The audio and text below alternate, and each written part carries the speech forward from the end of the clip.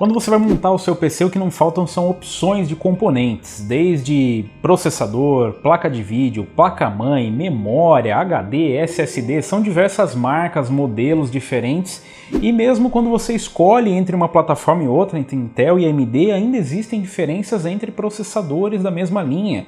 Então, se por acaso você escolhe um Ryzen 5, ainda existem algumas opções dentro do Ryzen 5, isso pode ser um pouco confuso. Principalmente quando eles têm uma diferença muito pequena, até mesmo na numeração eles são parecidos. E é por isso que eu resolvi trazer para vocês aqui um comparativo entre o Ryzen 5 2600 e o 2600X. Será que existe realmente diferença entre eles? E afinal, qual deles eu compro? Sua placa de vídeo está estranha? Começou a aparecer alguns artefatos, ela não funciona mais corretamente? Seu notebook está superaquecendo e desligando? Sua placa-mãe está com defeito? Você precisa de um especialista. Procure nosso parceiro GTEC Informática. Peça um orçamento sem compromisso. Confira mais no link na descrição. Com mais de 20 anos no mercado internacional, a Deepcool é líder em tecnologia e inovação na área de refrigeração para seu computador. Confira mais no link na descrição desse vídeo. Provavelmente você já deve ter se deparado com essa dúvida na hora de montar o seu setup, na hora de fazer um upgrade, na hora de escolher um processador. Qual dos dois eu devo escolher? Eu já trouxe um vídeo falando aqui para vocês sobre as diferenças dos processadores com e sem X e com e sem K. Tanto os com e sem X da AMD quanto os com e sem K da Intel. Mas é sempre bom lembrar que basicamente a diferença entre os processadores com e sem X da AMD é que eles trazem um XFR um pouco mais alto, mais elevado, ou seja, o clock boost dele, né, os clocks são mais elevados do que os modelos sem X. Claro que as diferenças não param só por aí. Se for especificamente da mesma linha, como o Ryzen 5 2600 e o 2600X, ou 2700 e 2700X, e por aí vai, se forem processadores com a mesma numeração, mudando só o X no fim, além de mudar os clocks, pode ser que mude também a relação do cooler. Isso acontece tanto no 2600 com o 2600X, onde o 2600 vem acompanhado de um cooler Wraith Stealth, enquanto que o Ryzen 5 2600X vem acompanhado de um Wraith Spire. Então é uma diferença bem importante porque são duas soluções de refrigeração diferentes. Também é bom lembrar que elas são soluções dimensionadas para esses processadores. Então eu não sei se seria exatamente uma vantagem, mas são diferenças. O mesmo acontece com o Ryzen 7 2700, que traz o Spire RGB, enquanto que o 2700X traz o Wraith Prism RGB. Então, em relação a RGB, vai dar mais FPS no 2700X.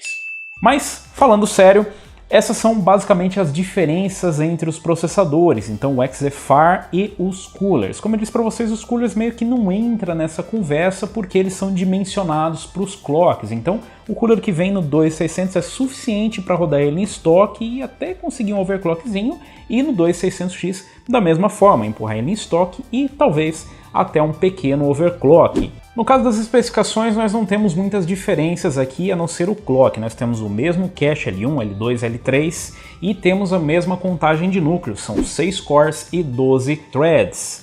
Então, qual eu escolho? Eu vou ter alguma vantagem, porque afinal esse tem um cooler melhor, tem um clock mais elevado, mas também é mais caro. E esse aqui tem um cooler mais simples e um clock um pouco mais baixo, mas também é mais barato. E o que eu monto? Bom, para isso eu resolvi fazer alguns testes aqui para poder mostrar para vocês as diferenças em um cenário mais realista. Então eu resolvi utilizar, ao invés de uma 1080 Ti ou uma RTX 2080 Ti, utilizar uma GTX 1070 Ti. Para vocês terem uma ideia, essa placa está na faixa de desempenho da Vega 56 e da RTX 2060. E lá atrás você até poderia argumentar que é um pouco exagerado montar um Ryzen 5 2600 com uma 1070 Ti, que é para 2.5K, ou com uma RTX 2060. Mas a verdade é que a GTX 1070 Ti já está começando a migrar para 1080p Ultra e a RTX 2060 já é praticamente uma placa para 1080p Ultra. Então eu resolvi fazer nesse cenário. Então ele pode estar um pouquinho acima das combinações que fazem normalmente com o GTX 1060, por exemplo, ou RX 580, mas em alguns casos ele já vai dar uma patinadinha ali, como a gente já viu nos testes com o Ryzen 5 2600 com a 1070 Ti. Manutenção passateira, hein, tio? Para os testes eu utilizei a mesma bancada para os dois setups, então eu utilizei uma X370 Taishi, 16 GB de memória 2.400 MHz Ballistics, um SSD de 240 GB HyperX Savage e um HD de 2 TB da Western Digital. Para a fonte eu utilizei uma fonte GX 750 watts da Cooler Master, que eu já cansei de falar para vocês que é uma fonte que sim está sobrando no meu setup, porque ela é uma fonte que fica fixa na bancada. Você pode, com uma placa dessa, uma fonte de 600, 650 watts, você já vai ter um trabalho bem tranquilo ali para o setup completo. Então, para os testes, eu fiz os testes em 1080p, como eu disse para vocês, então é uma resolução um pouco mais realista e essas placas já estão começando a migrar para essa resolução. Então os testes foram com a 1070 Ti em estoque, os CPUs em estoque e eu fiz uma rodada ali em overclock para mostrar para vocês. Mas vamos para os testes para a gente dar uma olhada no desempenho dos dois CPUs. Em Far Cry 5 eu testei ali no modo benchmark, então é um modo mais fácil de fazer o comparativo. Claro que em alguns momentos ele não reflete exatamente a experiência que você vai ter no jogo, mas dá para a gente ter uma base de como é o desempenho dos dois CPUs. Então nesse jogo a gente teve uma média ali de 90 FPS para o Ryzen 5 2600 com mínimas de 1% de 70 FPS e para o Ryzen 5 2600X 94 e 71. Então uma diferença bem pequena de desempenho e ambos conseguiram acompanhar bem ali a GTX 1070 Ti. Em Ghost Recon Wildlands, que é um jogo bem pesado em 1080p, a 1070 Ti consegue empurrar ali mais ou menos a mesma quantia de FPS que o Ryzen 5 2600 consegue prover. Então a gente teve ali uma média de 93 FPS com mínimas de 78, enquanto que o 2600X fez 93 com uma mínima de 79. Em Assassin's Creed Odyssey a gente tem aqui um pequeno problema de utilização do CPU com o Ryzen 5 2600 e com o Ryzen 5 2600X. Eu já trouxe isso para vocês em outros testes, onde é um jogo em que os Ryzen realmente não se saem muito bem. Mesmo assim a gente conseguiu uma boa média. Eu fiz os testes em gameplay e em benchmark. Em benchmark, o Ryzen 5 2600 fez 61 FPS com mínima de 37, enquanto que o Ryzen 5 2600X fez uma média de 63 com mínima de 37. No gameplay a gente tem um FPS um pouco diferente, isso vai depender bastante da região onde você está testando, mas a gente teve novamente uma pequena diferença com o Ryzen 5 2600 fazendo 70 FPS de média com mínima de 44 e o 2600X com 72 e mínimas de 46. Em GTA V eu fiz um teste aqui para mostrar para vocês um pouco da diferença em relação ao overclock, que a gente vai falar um pouquinho no fim do vídeo. O Ryzen 5 2600 em estoque conseguiu fazer ali 97 FPS de média com 64 FPS de mínima. Com o overclock para 4 GHz ele fez uma média de 100 FPS com mínima de 65, enquanto que o Ryzen 5 2600X fez uma média de 102 FPS com mínima de 70.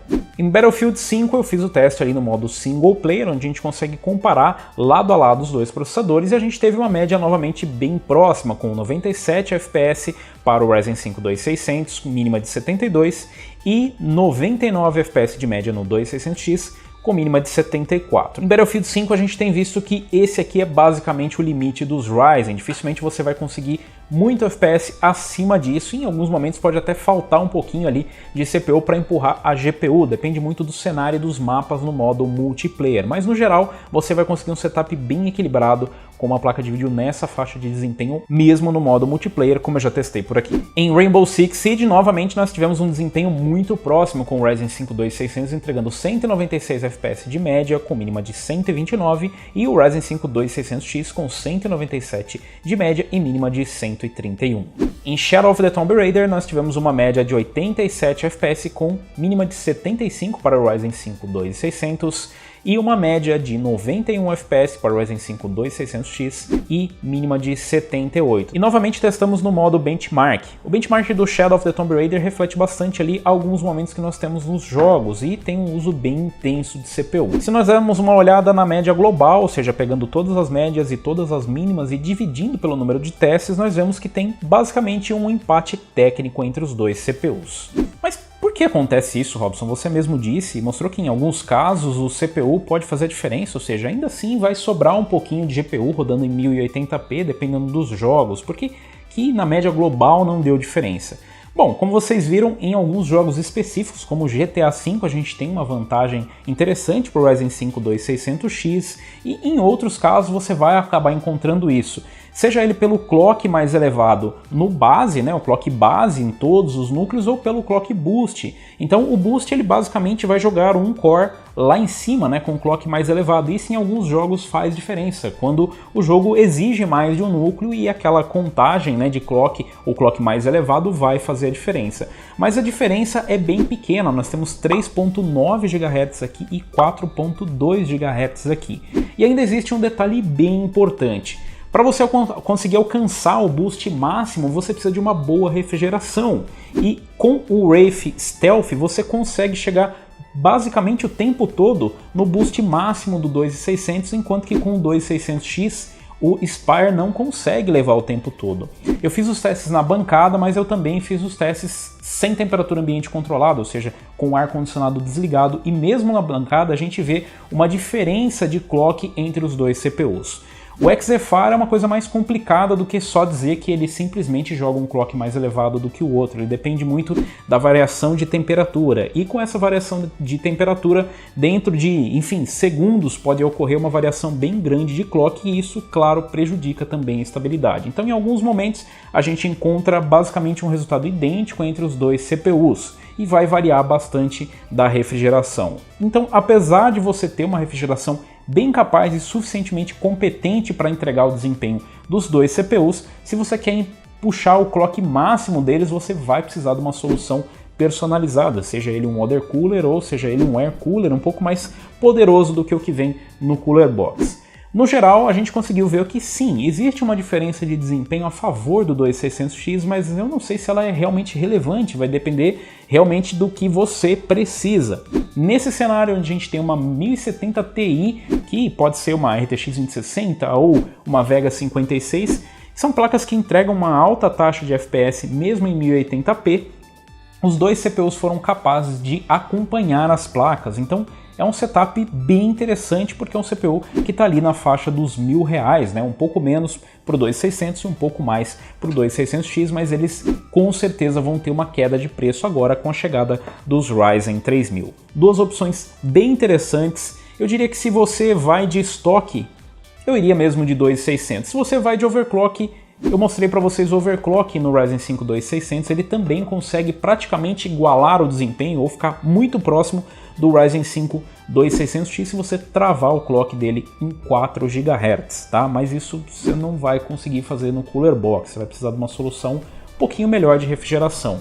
O Ryzen 5 2600X já tem um boost mais elevado que pode ajudar em alguns casos, em alguns games e principalmente em aplicações profissionais que eu não abordei aqui, mas é um assunto que nós podemos discutir mais pra frente, onde um clock mais elevado faz diferença, principalmente se oscila entre o uso de vários núcleos ou de apenas um núcleo. E ainda existe o detalhe de que normalmente com o Ryzen 5 2600X você consegue um overclock um pouco mais elevado. Claro que é a loteria do silício, você pode pegar um 2600 Gold que engole 2600X, mas a probabilidade de você conseguir um clock mais elevado com 2600X é maior, afinal ele é binado, né? Ou seja, ele é escolhido basicamente entre os chips melhores que conseguem atingir os clocks mais elevados. Isso é algo que também ocorre com o 2700 e o 2700X.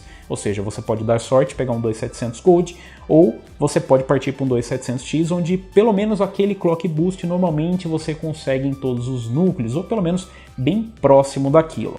No geral, eu recomendaria o Ryzen 5 2600 pelo custo-benefício. O Ryzen 5 2600X é interessante para quem precisa dele em alguns casos onde pode fazer a diferença esse boost, e se ele estiver com um bom custo-benefício. Com o Spire você consegue travar tranquilamente o clock a 4 GHz, enquanto que aqui você vai ter um pouquinho mais de dificuldade para chegar na casa dos 3.9 e estabilizar. Um ótimo setup com qualquer um dos dois CPUs, e a boa pedida é você fazer uma combinação com uma B450 ou com uma B350 com uma capacidade interessante de overclock, se você tiver interesse em overclock, ou mesmo com uma B350 custo-benefício para montar um setup equilibrado. Então, as diferenças basicamente são essas, o desempenho entre eles e a diferença é essa. Agora vai de você decidir o que fica interessante para você. Se você gostou, se você curtiu esse vídeo, deixa um like. Se você ainda não é inscrito do canal, inscreva-se no canal, clica no sininho para receber as notificações de novos vídeos e deixe o seu comentário. Eu quero saber qual dos dois CPUs você escolheria ou qual dos dois você escolheu o que você achou dos testes e se você tem sugestão para mais testes e mais comparativos. Deixa aí nos comentários. Eu vou ficando por aqui, valeu, falou e até a próxima!